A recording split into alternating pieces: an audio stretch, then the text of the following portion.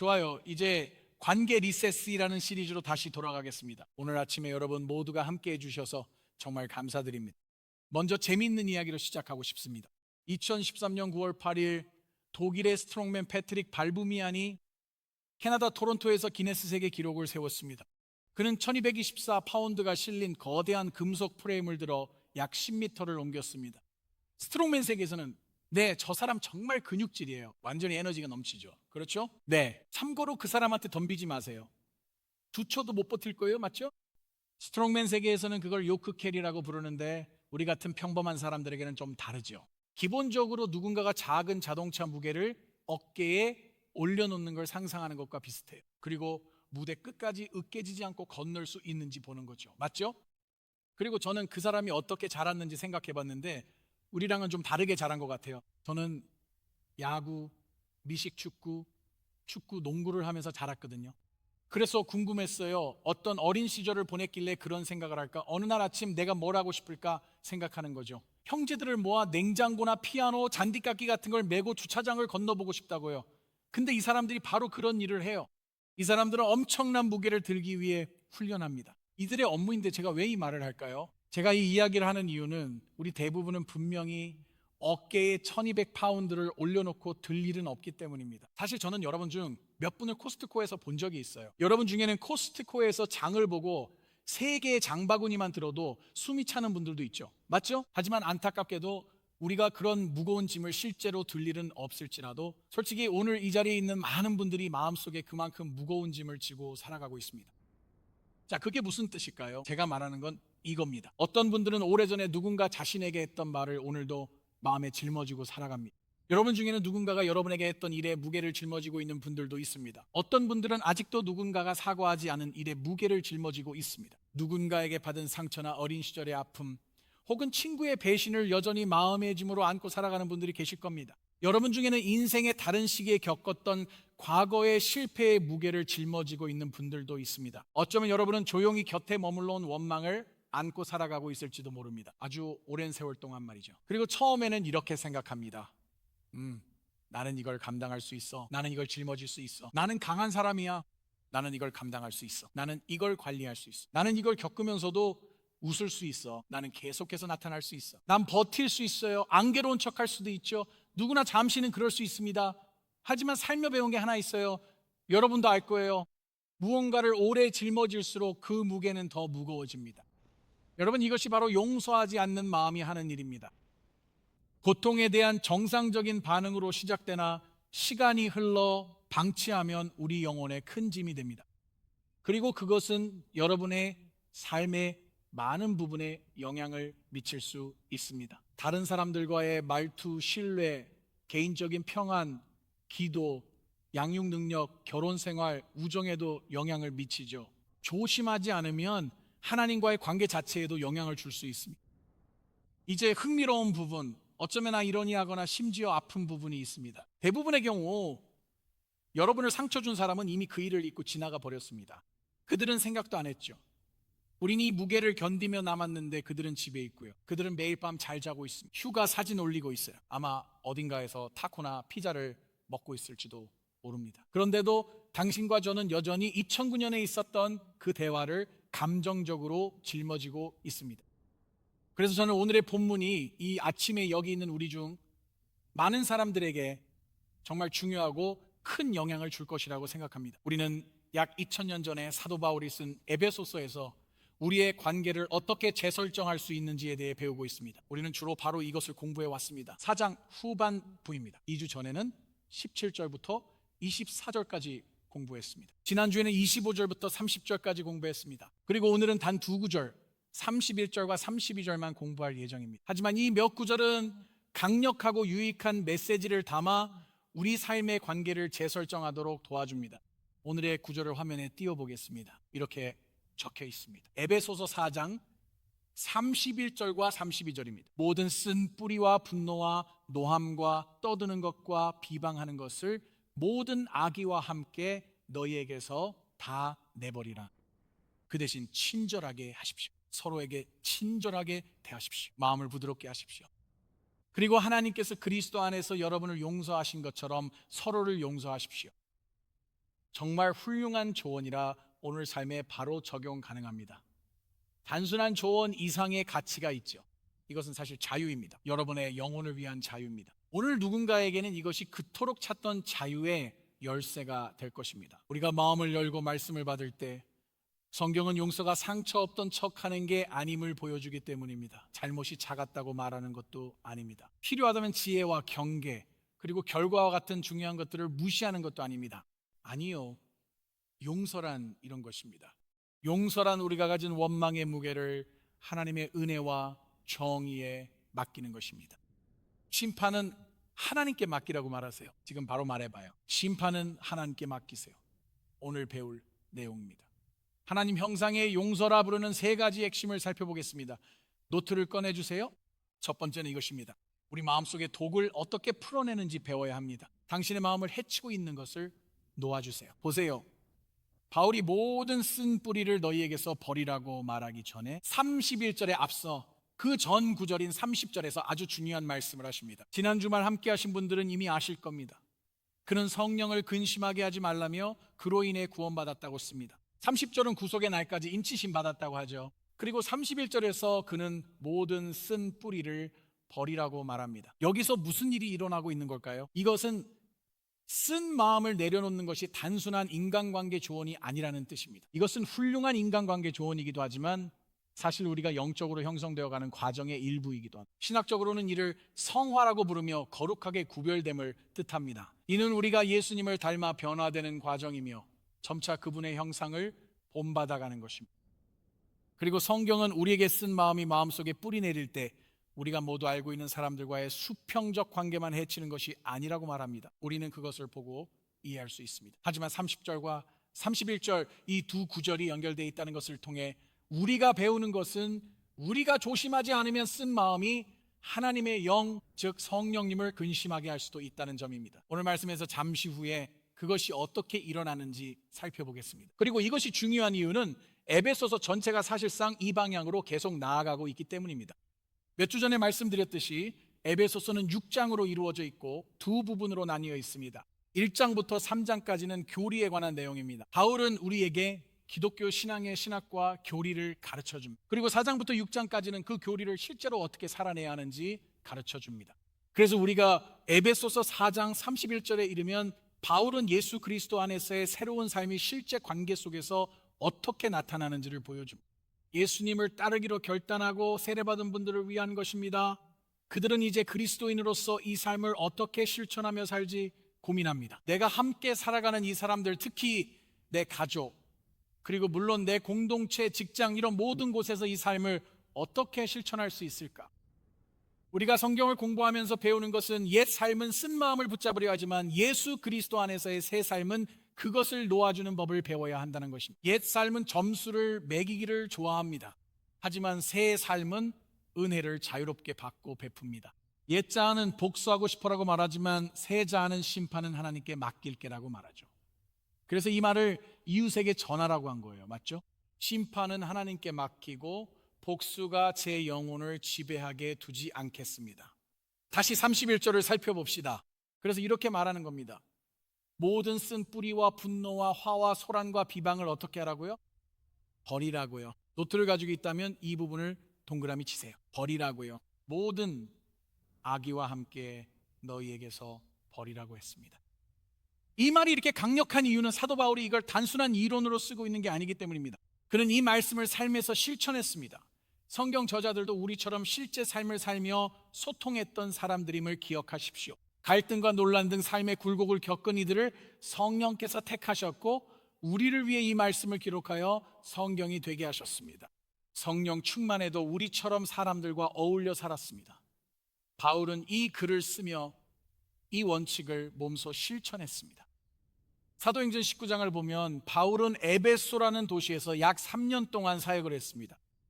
그리고 그 도시에서 사도행전 19장에 따르면 하나님께서 그곳에서 놀라운 방식으로 역사하셨다라고 성경은 우리에게 가르쳐줍니다. 수많은 사람들, 수백 명, 수천 명의 사람들이 예수 그리스도께로 나오고 있었습니다. 사람들의 삶이 변화되고 있었습니다. 복음, 즉 예수 그리스도의 기쁜 소식이 그 도시를 변화시키고 있었습니다. 그 이야기에서 우리가 배우는 것은 모든 사람이 항상 그것을 기뻐하는 것은 아니라는 점입니다.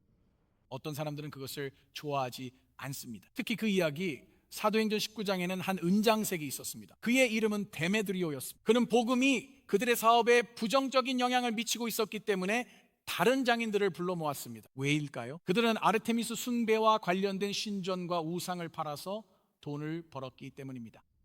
사람들이 더 이상 신전과 우상을 사지 않았습니다. 그래서 데메드리오는 군중을 선동했고 얼마 지나지 않아 온 도시가 소동에 휩싸였습니다. 성경에 그렇게 기록되어 있습니다. 사람들은 바울의 동료들을 끌고 극장으로 몰려갔고 2시간 동안 군중은 에베소 사람의 아르테미스는 위대하다, 아르테미스는 위대하다라고 외쳤습니다. 마치 현대의 정치 집회처럼 보이지 않았나요? 만약 한 도시가 제 설교를 싫어해서 2시간 동안 폭동을 일으키면 저라면 그걸 개인적으로 받아들일 것 같습니다. 여러분도 페이스북 게시물의 악플을 싫어하시니 제 마음을 잘 아실 겁니다.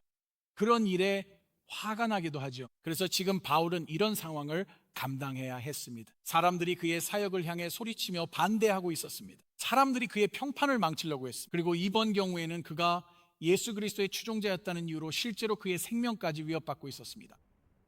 이것이 바로 사도행전 19장의 이야기였습니다. 8년 후 바울은 에베소서라는 편지를 쓰고 있습니다. 그는 우리가 지금 공부하고 있는 바로 이 편지를 그 사건들로부터 8년이 지난 후에 쓰고 있는 것입니다. 그리고 본문을 보면 바울은 이제 여러분의 도시에서 나를 죽이려고 했던 그 미친 사람들에 대해 다시 상기시켜 드릴게요 라고 말하지 않습니다. 그는 하나님의 말씀을 가르치기 전에 아직 털어놓아야 할 몇 가지가 있다고 말하지 않습니다. 그는 서로 친절하게 대하라, 단 데메트리우스만 빼고라고 말하지 않습니다. 나는 그 사람을 도저히 참을 수가 없습니다. 나는 그와 따질 일이 있고 그에게 앙심을 품고 있습니다. 아니요, 바울은 31절에서 단순히 이렇게 씁니다. 모든 쓴 뿌리를 어떻게 하라고요? 너희에게서 버리라. 친구요, 이 맥락을 이해하면 그 위력을 알 수 있습니다. 바울은 원한을 가질 법한 모든 이유가 있었기 때문입니다. 그 순간 바울은 데메트리우스와 자신을 해치려던 이들이 떠올랐을지 모릅니다. 그러나 그는 우리가 꼭 알아야 할 사실을 알았습니다. 핵심 생각은 바로 이것입니다. 쓴 뿌리는 당신을 해친 사람을 벌주지 못합니다. 절대 그렇지 않습니다. 하지만 쓴 뿌리는 항상 그것을 품고 있는 사람을 해칩니다. 그래서 결국 벌을 받는 사람은 바로 당신입니다. 이것은 사도 바울의 삶에서 매우 중요한 문제였고 바울은 자신의 후임자이자 제자인 디모데 역시 이 사실을 꼭 이해하길 바랐습니다. 사도행전 19장의 소동이 있은 지 수년 후 디모데는 그와 같은 에베소 도시에서 젊은 목회자로 섬기게 됩니다. 그리고 그 도시가 복잡했기 때문에 디모데 역시 바울이 겪었던 것과 같은 종류의 군중과 상황을 마주해야 했습니다. 거짓 가르침, 까다로운 사람들, 갈등, 영적 대립, 정치적 불안. 하지만 그럼에도 불구하고 사도 바울은 자신의 후임자를 냉혹하거나 냉소적이거나 혹은 쓰디쓴 사람이 되도록 훈련하지 않았습니다. 그는 디모데후서 2장 24절에서 이렇게 말합니다. 주의 종은 다투지 말고 모든 사람에게 온유하며 반대하는 자들을 무엇으로 바로잡아야 합니까? 온유함으로 말입니다. 다시 한번 그 맥락을 이해해야 합니다. 바울은 로마의 감옥에 앉아 있을 때 이 말을 썼습니다. 그는 예수님의 제자라는 이유로 곧 처형될 예정이었습니다. 사실 디모데후서는 바울이 쓴 마지막 편지였습니다. 그리고 여기서 그는 에베소에 있는 젊은 목회자 디모데에게 지침을 주고 있습니다. 그래서 바울과 디모데는 우리 마음에 쓴뿌리를 품고 살아갈 수 없다는 것을 이해하려고 했습니다. 만약 디모데가 마음에 쓴뿌리를 품게 된다면 어떻게 될까요? 그는 그 도시에서 제대로 목회할 수 없었을 것입니다. 만약 바울이 쓴뿌리를 품었다면 그는 세상에 하나님의 진리를 진실하게 전할 수 없었을 것입니다. 여러분, 만약 우리도 쓴뿌리를 품게 된다면 우리는 하나님께서 예수 그리스도의 마음으로 사랑하라고 부르신 그 방식대로 사람들을 사랑할 수 없습니다. 그래서 성경은 그것을 버리라고 말하는 것입니다. 그것은 상처가 실제로 없었다는 뜻이 아닙니다. 하나님께서 여러분을 너무나 사랑하시기에 그 독이 마음에 머물도록 두지 않으십니다. 그러니 이제 화면에 있는 질문을 보며 각자 스스로 답해 보시기 바랍니다. 오늘 하나님께서 여러분에게 버리라고 하시는 쓴뿌리는 무엇입니까? 좀 더 개인적으로 묻자면 지금도 여러분의 마음을 건드리는 이름이 있습니까? 너무 오랫동안 품고 있어서 이제는 그저 당연하게 느껴지는 원망이 있습니까? 이 점을 꼭 기억해 주세요. 용서가 반드시 학대 용납을 뜻하진 않는다는 점도 기억하세요. 제 말은 그런 뜻이 아닙니다. 신뢰가 곧장 회복되진 않으며 불가능할 때도 많습니다. 화해가 늘 가능한 것도 아니죠. 때론 불가능하며 결과가 없다는 뜻은 아니고 감당해야 할 결과가 따르죠. 오늘 우리가 성경을 통해 바라보려는 것은 용서란 단순히 이런 의미라는 것입니다. 나는 복수할 권리를 내려놓기로 선택하고 전능하신 하나님의 손에 정의를 맡기기로 선택하는 것입니다. 우리가 해야 할 일은 바로 이것입니다. 그러니 예수님이 치유하러오신 마음을 쓴 뿌리가 독으로 물들이지 못하게 하세요. 그 독을 품지 마세요. 그럼 두 번째 포인트를 보시죠. 이건 어떨까요? 다음 단계는 그것을 그리스도의 마음으로 바꾸는 것입니다. 전에도 컴퍼스 교회에서 나눴던 강력한 이야기가 있는데 정말 중요하기에 오늘 다시 한번 나누고자 합니다. 이 이야기는 코리 텐 붐이라는 여성에 관한 이야기입니다. 그녀는 2차 대전 중 유대인을 숨겨준 네덜란드 기독교인이었으며 나치에게 언니 베치와 함께 발각되어 체포된 후 강제 수용소에 수감됐습니다. 실제로 여러분이 화면에서 보고 있는 그 수용소입니다. 그들은 그 강제 수용소로 보내졌고 안타깝게도 그녀의 언니 베치는 그곳에서 세상을 떠났습니다. 베치는 살아남지 못했습니다. 전쟁이 끝난 후 코리는 석방되어 미국과 유럽을 여행하며 예수님의 용서에 대해 많이 전했습니다.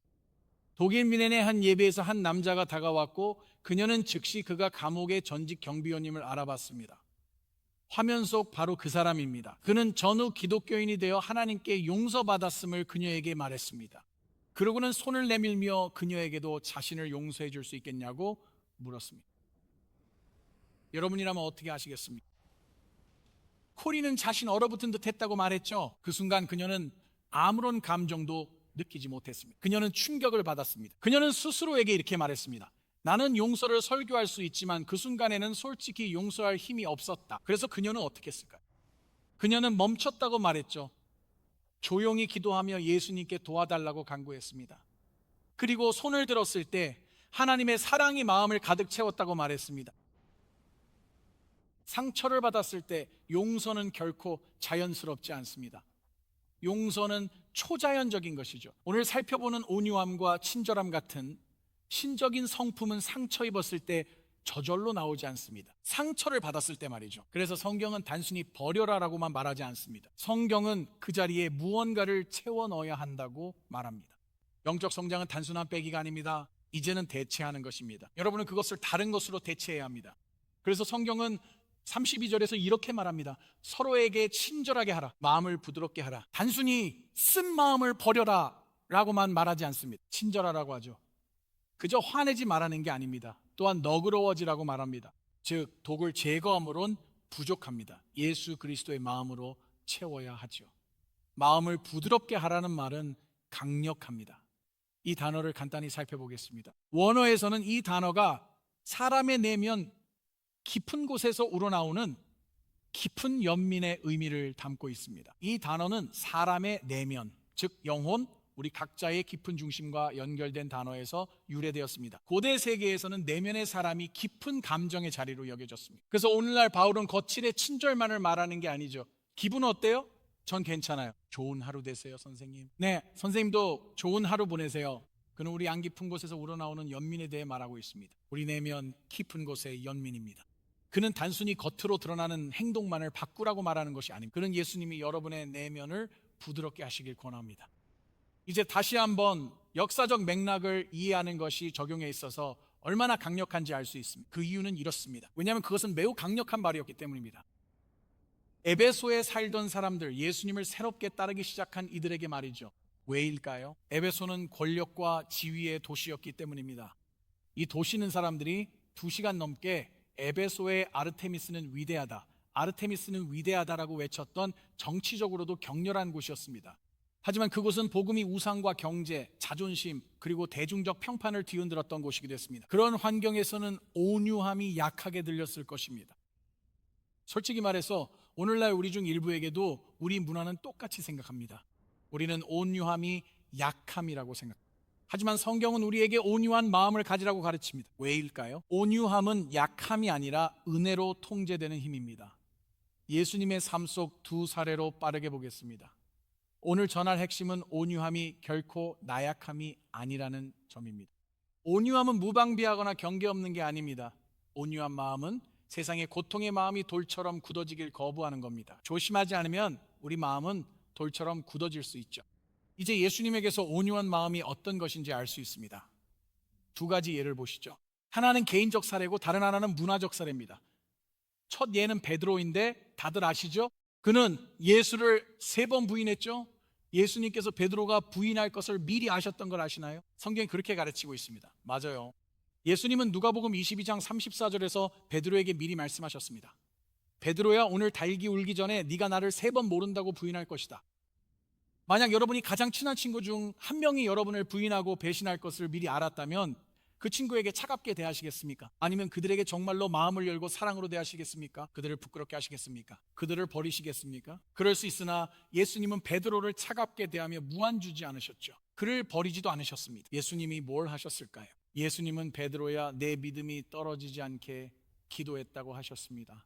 네가 돌이킨 후에 내 형제들을 굳세게 하라고 하셨습니다. 여러분, 이것이 온유함입니다. 예수님은 베드로가 곧 실패할 것을 보셨지만 동시에 베드로가 회복될 미래도 보셨습니다. 이것이 바로 예수님께서 우리 각자에게 온유함을 보여주시는 방식입니다. 우리를 최악의 순간으로 정의하지 않는 예수님께 감사하며 모두 아멘합시다. 이제 예수님은 베드로야, 이제 우린 끝이다 라고 하지 않으셨습니다. 대신 이미 널 위해 기도했다고 하셨죠. 친구요.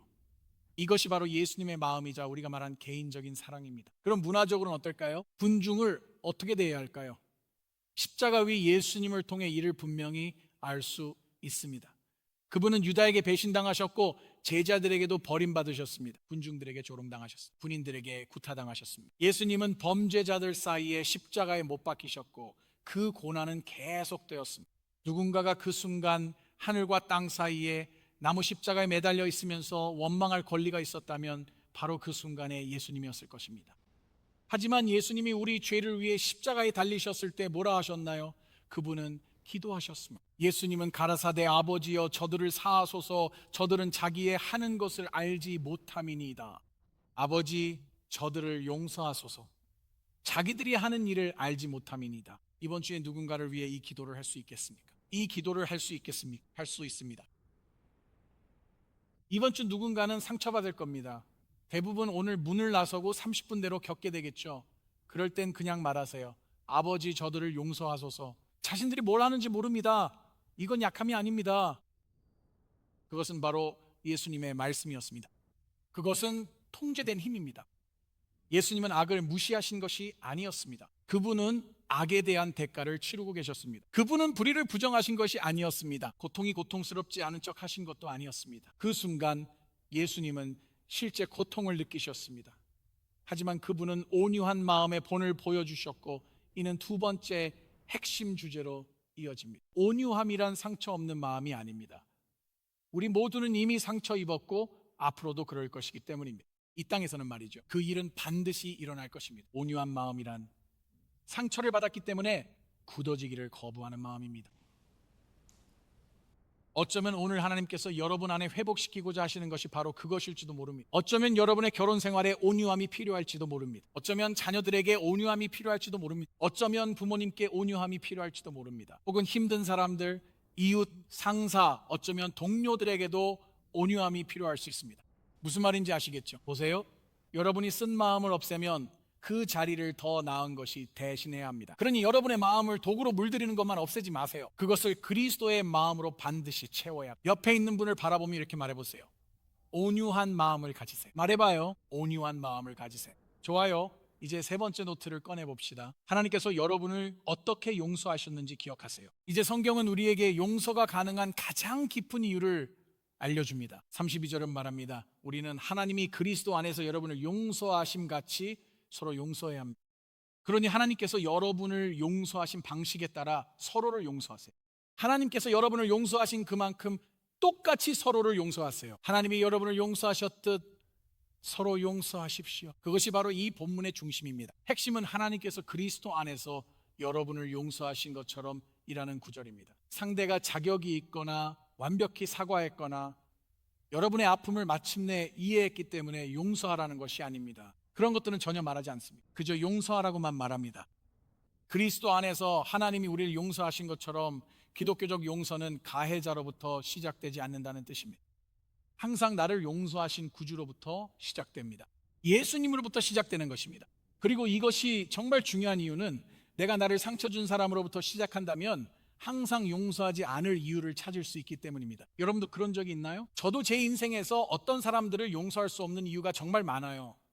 그렇죠? 그 사람들은 아직 자기 잘못을 인정하지 않았어요. 그들이 인정만 하면 그때 용서할 거예요. 아직 변하지도 않았고요. 아직 말도 안 했잖아요. 그렇죠? 그들이 가져간 것도 아직 돌려주지 않았어요. 자신들의 행동이 저에게 얼마나 상처를 줬는지 아직도 깨닫지 못했어요. 그래서 저는 그들을 용서할 수 없어요. 왜냐하면 그들이 제 인생에 얼마나 큰 고통을 줬는지 절대 이해하지 못할 테니까요. 친구여, 어떤 경우에는 그 모든 것이 사실일 수도 있어요. 하지만 우리가 용서하는 데 집중하고 다른 사람에게 교훈을 주는 일은 성령님께 맡기는 건 어떨까요? 그렇게 해보는 게 어떨까요? 우리 그렇게 할 수 있을까요? 아멘.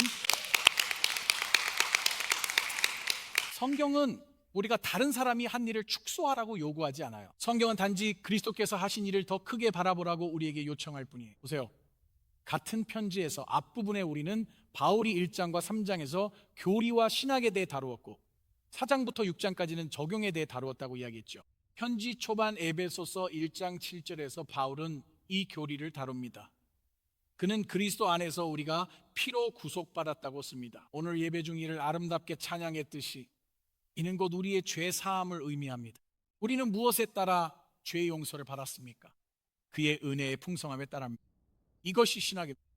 그리고 4장에서는 실천이 나옵니다. 4장에서 남을 용서하라는 말을 듣기 전 에베소서 1장은 우리가 이미 그리스도께 용서받았음을 말해줍니다. 즉 용서는 억지로 짜내는 게 아닙니다. 어떤 감정적 힘이나 우리 안에 무에서 만드는 게 아닙니다. 용서는 우리가 예수님께 받은 것을 그냥 전해주는 것입니다. 이제 만약 여러분이 쓴 마음과 용서하지 않는 마음을 계속 붙잡고 싶다면 바로 여기서 에베소서의 더 큰 이야기가 여러분에게 매우 중요해질 것입니다.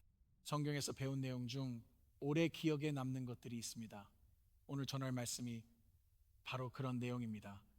이 내용이 여러분 모두에게 큰 울림이 되길 바랍니다.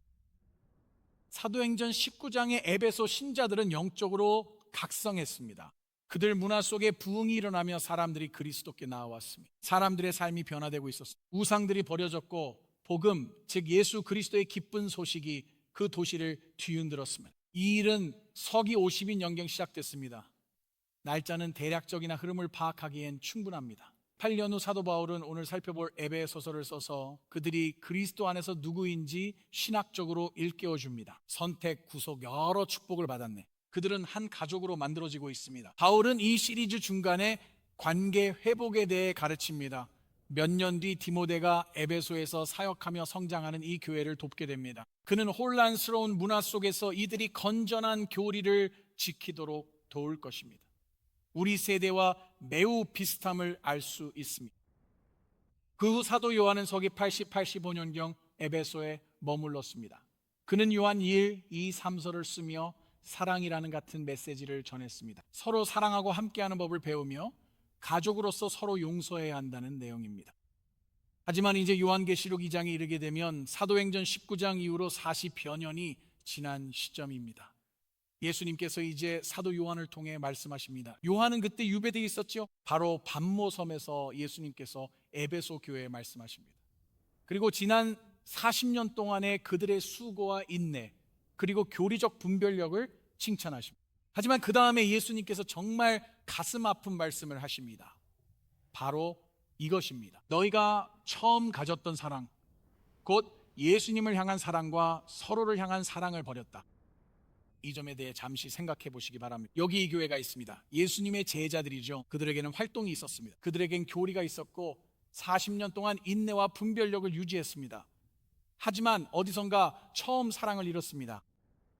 그리고 친구요, 제가 이 이야기를 나누는 이유는 이것이 예수님을 따르는 모든 사람에게 주는 경고이기 때문입니다. 다시 말해 신학적으로는 옳을 수 있지만 영적으로는 잘못될 수 있다는 뜻입니다. 하나님의 진리를 옹호하면서도 하나님의 백성들에게는 온유함을 잃을 수 있습니다. 하나님을 신실하게 섬기면서도 사람들에게는 냉담해질 수 있습니다. 자신이 무엇을 믿는지는 기억하면서 자신이 얼마나 많은 은혜를 받았는지는 잊을 수 있습니다. 그래서 오늘 여러분에게 용서가 왜 그토록 중요한지 이해하라고 간절히 권하는 것입니다. 보시다시피 용서하지 않는 것은 단순히 관계의 문제가 아닙니다. 이것은 예수님과의 첫사랑의 문제로도 이어질 수 있습니다. 내가 하나님께 얼마나 많은 용서를 받았는지를 잊어버리면 나에게 용서가 필요한 사람들에게 더 냉정해질 수 있습니다. 예수님께서는 마태복음 18장에서 이 주제로 온전한 비유 하나를 말씀하십니다. 전체 내용을 다 다룰 시간은 없으니 간단히 요약해 드리겠습니다. 예수님께서 말씀하신 이 무자비한 종의 비유, 마태복음 18장에는 주인에게 엄청난 돈, 말 그대로 천문학적인 금액을 빚진 한 종이 나옵니다. 이 겸손한 종이 그 빚을 갚을 방법은 전혀 없었습니다. 그래서 그는 주인 앞에 나아가 이 빚에서 자유롭게 해달라고 간청합니다. 그는 빚 탕감을 청합니다. 주인은 가엾게 여겨 빚을 다 깎아주었습니다. 하지만 그 종은 나가서 자신에게 100달러쯤 빚진 동료를 만났습니다. 예수님은 그가 다가가 멱살을 잡고 돈을 갚으라 요구했다 하셨죠.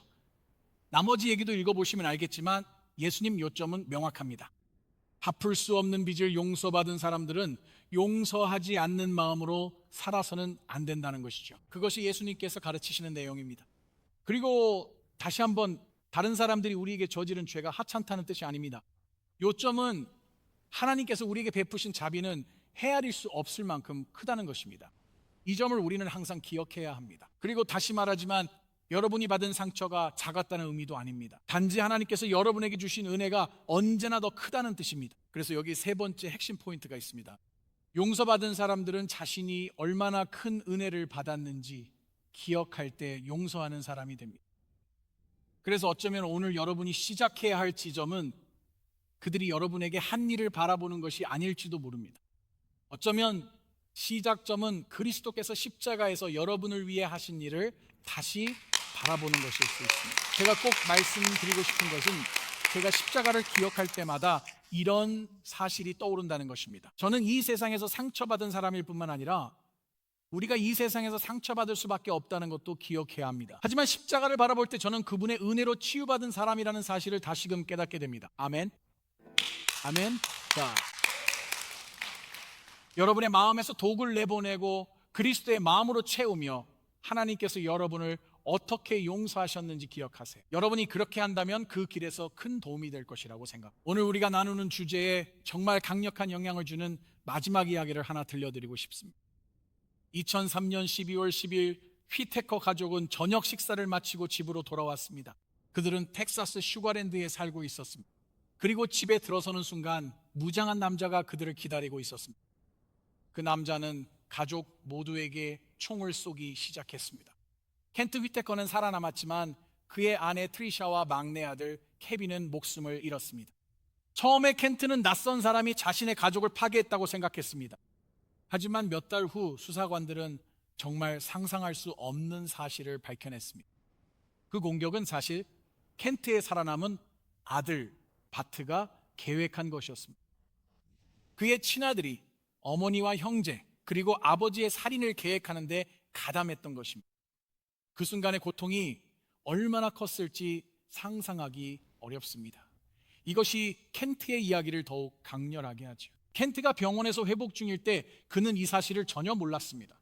하지만 켄트는 인생이 이해되지 않을 때에도 하나님을 신뢰하기로 했다고 말했습니다. 그 과정에서 그는 하나님이 용서의 길로 이끄심을 느꼈습니다. 그의 용서는 진실 앞에서 시험대에 올랐습니다. 범인은 모르는 사람이 아닌 바로 그의 친아들이었습니다. 그렇다면 켄트는 어떻게 했을까요? 그는 용서를 선택했습니다. 수년 후 감옥에 있는 아들 바트에게 편지로 자신이 이미 용서했다는 내용을 다시 알렸습니다. 실제로 그는 2018년에 아들의 생명을 살려달라고 간청하기도 했습니다. 그렇다고 해서 그 범죄가 작았다는 뜻은 아닙니다. 그렇다고 해서 그 결과가 자동으로 사라졌다는 의미도 아닙니다. 정의가 중요하지 않다는 뜻도 아닙니다. 바트는 여전히 정의의 심판을 받았고 지금도 그 심판을 받고 있습니다. 하지만 여러분이 절대 놓치지 않았으면 하는 강력한 부분이 있습니다. 켄트는 증오가 자신의 가족 이야기의 마지막 장이 되도록 내버려 두지 않았습니다. 오늘 이 이야기를 여러분과 나누는 이유는 만약 여러분의 가족이 제 가족과 비슷하다면 살아오면서 여러 가지 일들이 있었기 때문입니다. 그리고 우리는 이런 일들을 마음에 품고 살아갑니다. 진심을 담아 목사로서 당부합니다. 징후가 여러분 가족의 마지막이 되지 않게 하십시오. 절대 그러지 마세요. 용서가 여러분 가족의 인생의 마지막 장이 되게 하십시오. 아멘인가요? 우린 선택할 수 있습니다. 오늘 제가 말씀드리는 내용이 부자연스럽다는 걸 저도 잘 압니다. 이는 평범한 일이 아닙니다. 하지만 그리스도의 은혜가 마음에 역사하며 우리가 마음을 열 때 일어나는 일이죠. 감사하게도 대개 이런 극단적인 일을 겪진 않겠지만 우리 모두는 상처의 아픔을 잘 압니다. 우리는 무언가를 마음에 품고 살아가는 것이 어떤 것인지 압니다. 그리고 우리가 품고 있는 것들이 오래될수록 점점 더 무거워진다는 것도 알고 있습니다. 누군가가 했던 그 말, 누군가가 남긴 상처가 바로 그것입니다. 예상치 못했던 배신도 그렇습니다. 그리고 머릿속에서 계속 반복되는 그 실패도 모두 여기에 해당합니다. 아까 언급했던 그 이름이 당신의 영혼을 건드리는 것도 마찬가지입니다. 하나님은 당신 혼자 모든 걸 다 하라거나 그 상처가 아무것도 아닌 척하라고 요구하지 않으십니다. 하나님께서는 지혜, 경계, 결과, 상담, 책임, 그리고 필요하고 적절할 때는 법적 조치까지도 무시하라고 하시지 않습니다. 알겠죠? 하나님은 예수님이 치유하러 오신 당신의 마음을 쓰라림이 더는 도구로 물들지 않게 멈추라고 초대하십니다. 용서는 과거를 바꿀 수 없습니다. 불가능합니다. 하지만 용서가 할 수 있는 일이 뭔지 아시나요? 과거가 당신을 지배하는 힘을 바꿀 수 있습니다. 그리고 친구요, 용서에는 자유가 있습니다. 용서에는 자유가 있습니다. 이제 우리 함께 머리를 숙이고 기도로 이 시간을 마무리하겠습니다. 여러분 중 몇몇에게는 이 다음 몇 순간이 아주 특별한 순간이 될 것입니다. 아까 말씀드렸듯이 어떤 이름, 어떤 기억, 어쩌면 어떤 대화, 여러분이 수년간 짊어져온 무언가가 있을 수 있습니다. 오늘 성령님께서 부드럽게 말씀하십니다. 이제 그것을 내게 맡기기 시작할 수 있다고요. 그들이 자격이 있어서도 아니고 아무 일도 아니었기 때문도 아니며 신뢰가 갑자기 회복될 것이기 때문도 아닙니다. 아니요. 그것은 여러분의 영혼이 여러분 마음속에 그 원한의 사슬로 묶여 살아가도록 설계되지 않았기 때문입니다. 친구요, 이제는 그것을 놓아줄 때입니다. 아버지, 오늘 저희가 그동안 짊어져온 이 무게를 주님께 올려드립니다. 우리 마음의 쓴뿌리와 분노, 어쩌면 원망과 상처까지도 주님께 올려드립니다. 놓아주기 힘들었던 그 이름들도 주님께 올려드립니다. 우리는 그것이 중요하지 않았던 척하지 않을 것입니다. 우리는 그 아픔이 작았다고 말하지도 않습니다. 하지만 오늘 주님의 말씀과 은혜에 따라 우리는 복수할 권리를 내려놓습니다. 그리고 오늘 우리는 정의를 주님께 맡깁니다. 우리 마음이 굳어진 부분을 부드럽게 하시고 상처 입은 곳을 치유해 주시며 쓴뿌리가 자리 잡은 곳에 다시금 온유함을 회복시켜 주시길 간구합니다. 주께서 우리를 용서하신 것 같이 우리도 용서하게 하소서. 지금 고개 숙인 이 중에는 아직 예수 그리스도를 구주로 영접지 않은 분이 계실 수 있습니다. 가장 필요한 용서는 우리가 말한 수평적 용서가 아닐 수 있습니다. 바로 예수님의 수직적 용서일 것입니다. 친구여, 인생의 참된 자유는 죄의 짐을 내려놓고 예수님이 주신 용서를 받아들일 때 시작됩니다. 어떻게 가능할까요? 성경은 예수님이 우리를 위해 오셨고 죄를 위해 십자가에 죽으셨으며 다시 살아나셨다고 합니다.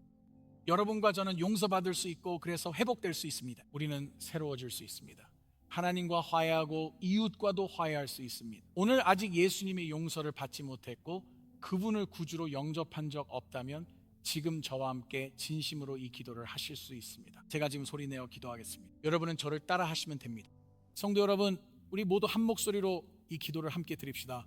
예수님, 오늘 저는 당신이 간절히 필요합니다. 당신께서 제 죄를 위해 십자가의 죽으심을 믿어요. 저는 당신이 다시 살아나셨음을 믿습니다. 오늘 저는 제 죄에서 돌이켜 당신을 신뢰합니다. 저를 용서해 주시고 변화시켜 주시며 새롭게 해주세요. 오늘부터 저는 당신을 따르기를 원합니다. 예수님 이름으로 기도합니다. 아멘. 자, 이제 처음으로 이 기도를 드린 분들을 환영합시다. 우리 그렇게 할 수 있겠죠? 감사합니다. 정말 멋지네요. 아멘. 처음 이 기도를 진심으로 했다면 성경은 여러분이 이제 하나님의 가족이 되었다고 말합니다. 하나님의 가족이 되신 것을 진심으로 환영합니다. 예배가 끝나면 처음 기도하신 분들은 밖에 있는 넥스텝스 공간으로 잠시 방문해 주시기를 초대합니다. 여러분을 위한 무료 성경과 신앙에 도움될 정보를 준비했습니다. 봉사자에게 저와 기도했다고 하세요. 지금 바로 휴대폰을 꺼내 지수스라고 33,777로 문자 주세요. 그것만 하시면 돼요. 함께 기도했다는 걸 알 수 있도록 이번 주에 여러분을 위해 기도하며 휴대폰으로 성경 앱과 읽기 프로그램을 보내드릴 테니 바로 시작해 보세요. 예수님과 관계를 맺고 오늘 바로 시작하세요. 괜찮으신가요? 좋습니다. 여러분의 성장을 돕겠습니다. 축도를 위해 모두 일어서 주세요. 하나님 아버지, 주님의 사랑과 은혜와 자비에 진심으로 감사드립니다. 바울과 디모데처럼 그들의 문화 속에서 이러한 교훈을 배우고 실천했던 사람들을 주셔서 감사합니다. 성령의 능력으로 그들의 이야기를 기록하심에 감사하며 주님의 영감 아래 오늘날 우리 삶과 문화 속에서 배우고 있습니다. 이 가르침의 도구와 전략을 잘 활용하게 도와주소서.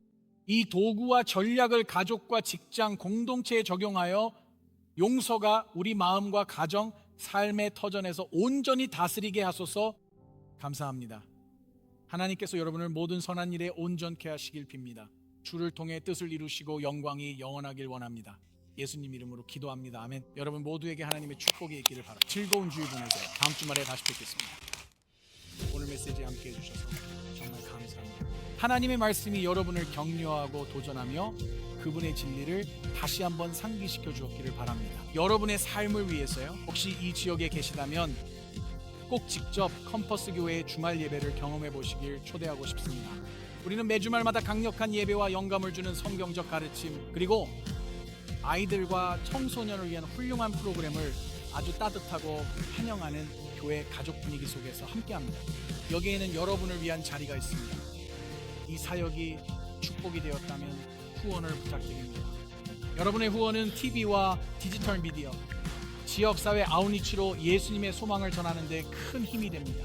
후원을 원하시면 저희 웹사이트를 방문 바랍니다. 다시 만날 때까지 예수님의 소망이 함께 하시길 바랍니다.